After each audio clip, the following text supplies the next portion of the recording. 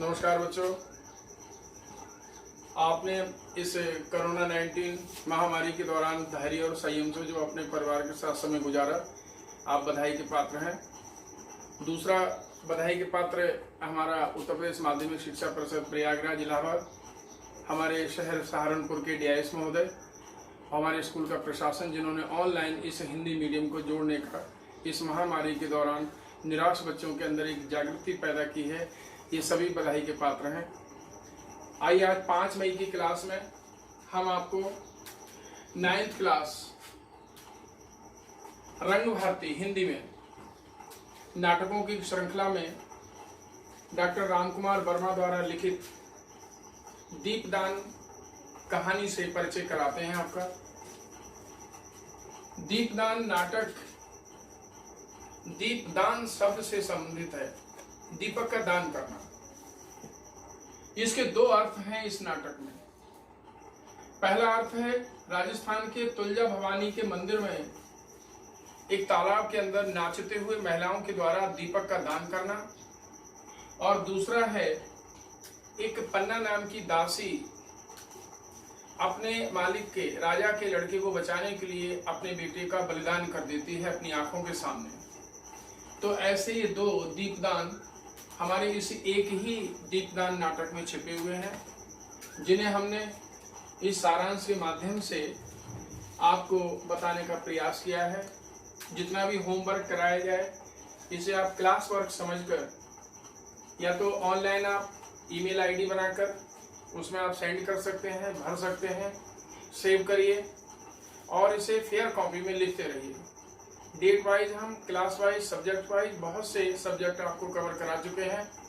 कोई भी सब्जेक्ट छूटना नहीं चाहिए, क्योंकि ये सब कुछ ऑनलाइन पढ़ाई, रजिस्टर्ड पढ़ाई है। यह आपके आने वाले समय के लिए बहुत ही लाभकारी होगी। डॉक्टर रामकुमार वर्मा जी ने दीपदान कहानी को हमारे भारत के राजस्थान राज्य से जोड़ने का प्रयास किया है, चित्तौड़गढ़ से। सबसे पहले हेडिंग में समझाने के लिए हम चित्तौड़ नरेश राणा सांगा की मृत्यु का वर्णन बताते हैं। मरते समय उन्होंने अपने बेटे का, जो एक ही बेटा था उनके, उदय सिंह नाम था उसका हाथ उस महल में बरसों से काम कर रही बन्नाधाई उसके हाथ में सौंप दिया, ये कहकर कि अब तो हम इस संसार से विदा हो रहे हैं पन्ना, इसे अपने पुत्र चंदन की तरह ही लालन पालन करना और इस पे गद्दी पर बैठाने का पूरा प्रयास करना। इसके साथ ही वो प्राण छोड़ देते हैं, अंतिम संस्कार हो जाता है और पन्ना अपने पुत्र चंदन के साथ साथ कुंवर उदय सिंह का भी लालन पालन करती है, बिल्कुल बेटे की तरह। धीरे धीरे करके उनका जो महाराणा सांगा जी थे, इनका जो भाई पृथ्वीराज, उसका एक और छोटा चचेरा भाई है जिसका नाम है बनवीर। बनवीर 32 साल का युवक है। वो इस चित्तौड़गढ़ की पूरी संपत्ति, राजमहल और खजाने को हड़पना चाहता है।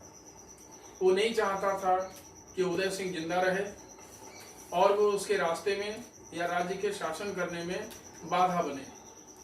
वो कुछ ऐसी चालें लगातार चलता रहता है जिन्हें पन्ना कामयाब नहीं होने देती है, और किसी न किसी तरीके से बनवीर की हर चाल को वो मिटा देती है और अपने चंदन की तरह अपने पुत्र जैसे उदय सिंह का पूरा ध्यान रखती है। लेकिन समय बड़ा बलवान है, ये किसी के रोके नहीं रुकता। बनवीर किसी न किसी तरीके से कोई ना कोई ऐसा आयोजन करता ही रहता है। तो एक बार अचानक वो तुलजा भवानी के मंदिर में दीपदान करने का एक आयोजन कराता है, जिसमें वो ये सोच लेता है कि बनवीर ये निश्चित मान लेता है कि पन्ना उदय सिंह को और चंदन को लेकर जरूर आएगी और यहीं पर भीड़ में हम उदय सिंह का कत्ल कर देंगे और पूरा शासन हमारे हाथ में आ जाएगा, पूरा राज्य हमारे अधीन हो जाएगा। वो 16 साल की सोना नाम की, जो कभी उदय सिंह के साथ खेला करती थी, उस लड़की को भेजता है।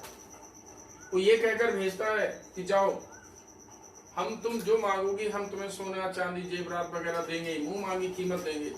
किसी तरीके से पन्ना को राजी कर लो कि वो उदय सिंह को इस तुलजा भवानी के मंदिर में दीपदान का नाटक देखने के लिए, आयोजन देखने के लिए ले आए।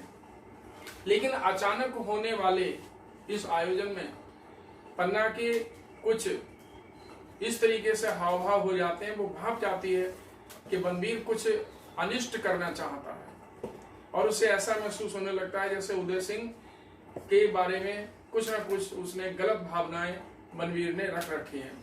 इसलिए वो सोना से मना कर देती, नहीं हम नहीं जाएंगे। सोना वापस चली जाती है। उधर बनवीर बड़ा क्रोधित हो जाता है और पन्ना सजग हो जाती है, सतर्क हो जाती है कि किस तरीके से राजमहल के बाहर कुंभलगढ़ में उस उदय सिंह को भेजा जाए। रास्ता बंद है, हर तरीके से सैनिक लगे हुए हैं। कीरत नाम का एक बारी जो झूठन और पत्ते उठाया करता था, वो वहां पर आता है, उसे बुलवाती है और उसकी टोकरी में पत्तलों के नीचे कुंवर उदय सिंह को बैठाकर कीरतवारी के सर पर रखवा के वो किसी तरीके से कि पत्तल फेंकने का बहाना है, इस बहाने से उसे राजमहल से बाहर उदय सिंह को भिजवा देती है कि सुरक्षित ये कुंभलगढ़ चला जाए। राजकुमार उदय सिंह वहां से चला जाता है और जिस पलंग पर राजकुमार सोता था उस पलंग पर अपने पुत्र चंदन को सुला देती है।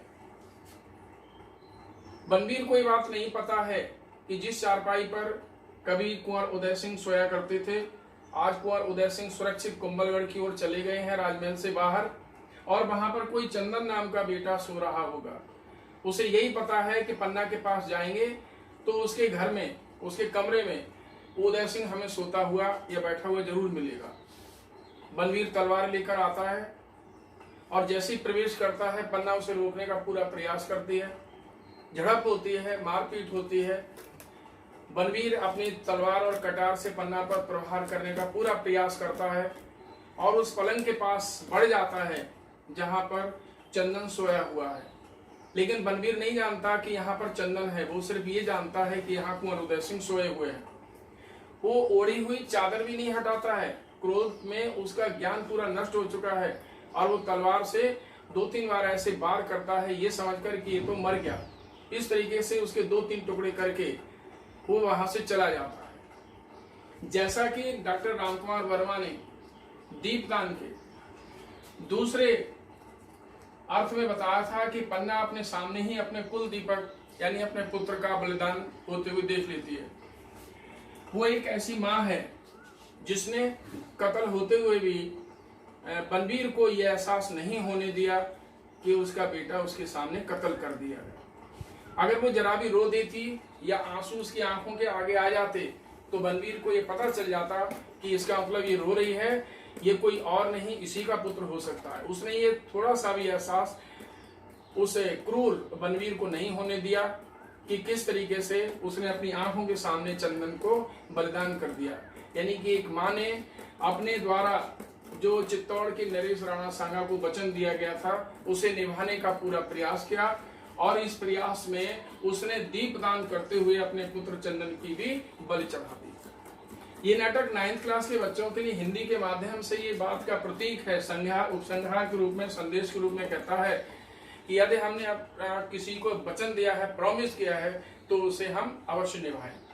इस तरीके से नाटक समाप्त हो जाता है और कुंवर उदय सिंह का लालन पालन कुंभलगढ़ में होता है। बाद में वे ही इस चित्तौड़ के नरेश बनते हैं जाकर। तो इस तरीके से नाटक समाप्त होता है।